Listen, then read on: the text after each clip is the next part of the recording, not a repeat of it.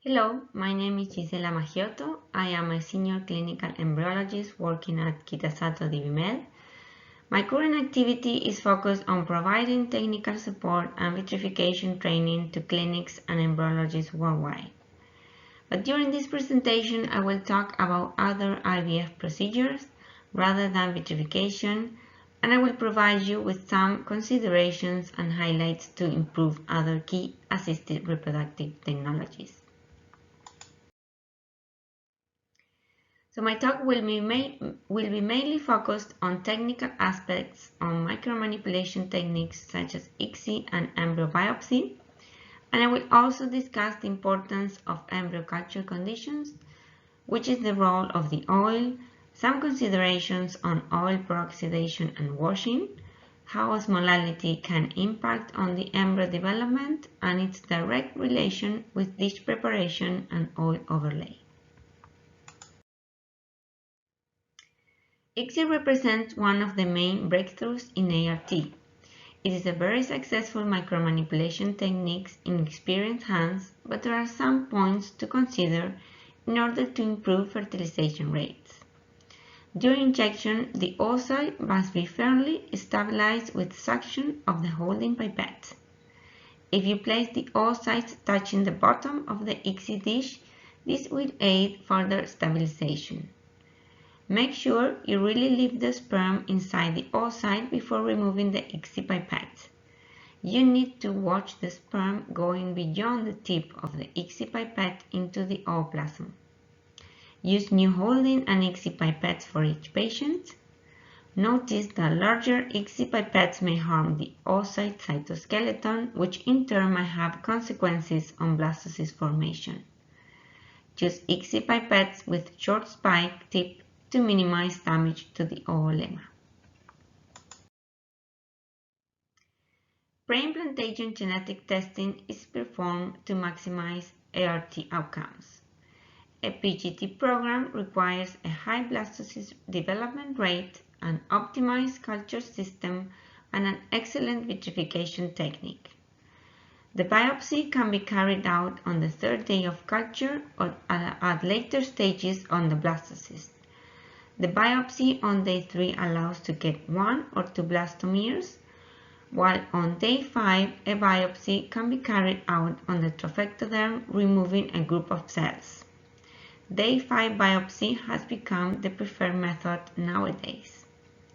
Since the quality of the biopsy technique may affect both PGT result and embryo viability, a thorough staff training is mandatory, as well as a continuous evaluation of each embryologist using standard key performance indicators. It will also need the installation of high-quality equipment and tools, and changing pipettes between biopsed embryos is of good practice. Another important aspect to consider is the number of biopsed cells. In poor quality blastocysts, there is a significant decreasing trend in implantation rates when increased biopsed trophectoderm cell number. Meanwhile, the PGT diagnosis efficiency is increased when 1 to 5 cells are biopsed and is maximized when more than 6 cells are biopsed. Therefore, 5 to 10 biopsed cells is the number recommended. Notice that larger biopsy pipettes will aspirate too many cells during biopsy. Kitazato micropipettes offer an accurate and precise manipulation of oocytes, sperm, and embryos for ART and PGT. They are co-developed together with major clinics in Japan and are handcrafted by highly skilled professionals with strict quality control with individual check of every pipette. Their design guarantees minimum damage to the cell membrane. They are CE marked and FDA approved.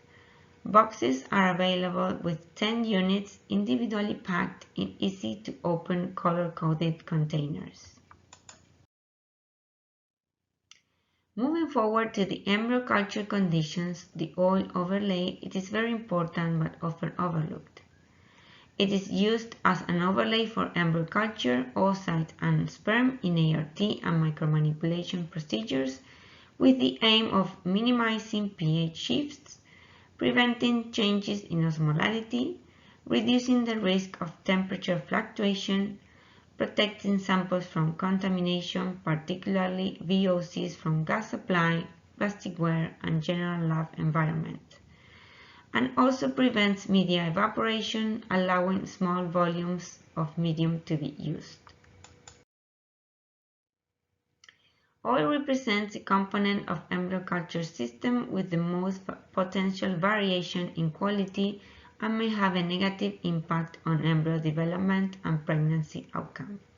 High levels of peroxidation in the oil by oxygen exposure or poor handling and storage with light exposure are found to be the main causes of toxicity. It was also shown that lipophilic and hydrophilic endotoxins within the oil can be embryotoxic as well, and it was demonstrated that pre-washing treatment can detoxify the oil and therefore improve blastocyst formation.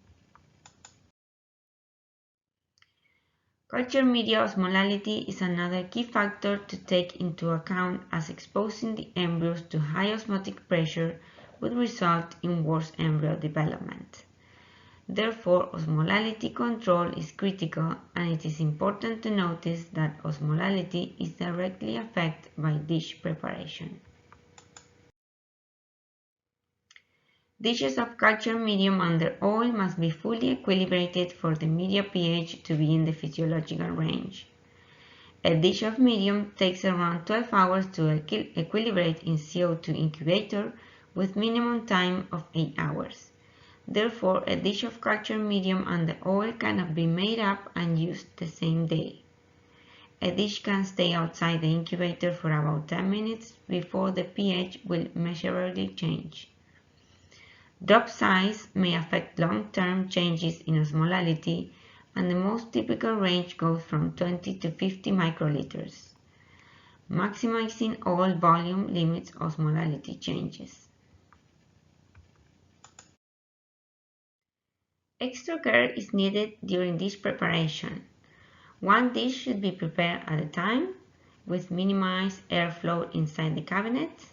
The heating stage should be switched off.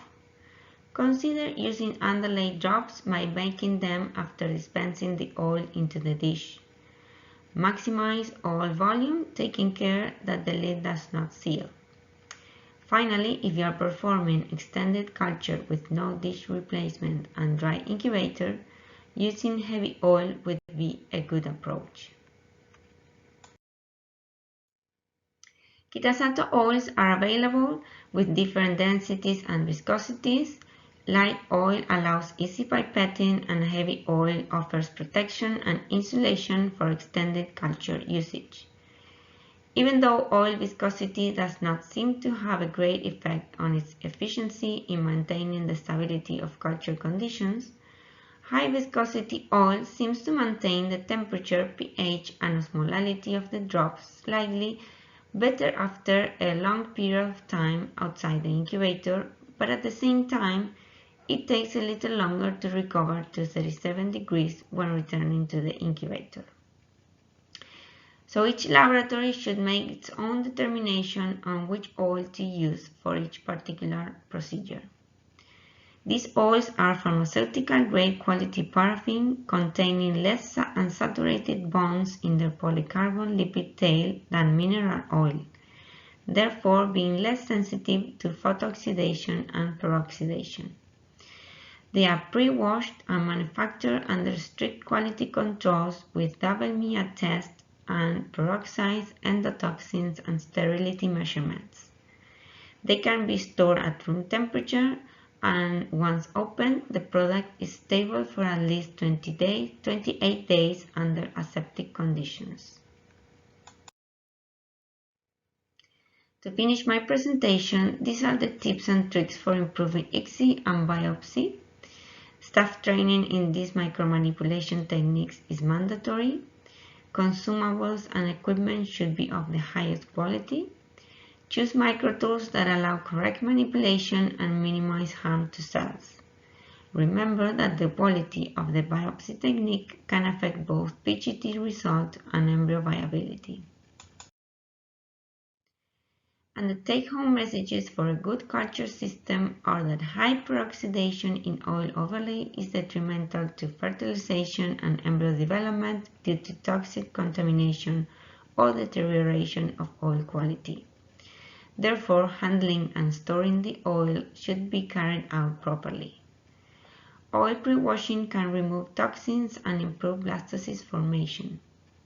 Osmolality must be carefully monitored and maintained during embryo culture and can be affected by dish preparation and oil overlay, which needs special attention. The choice and use of oil are critical for successful embryo development and to achieve the best clinical outcome. Thank you for your attention.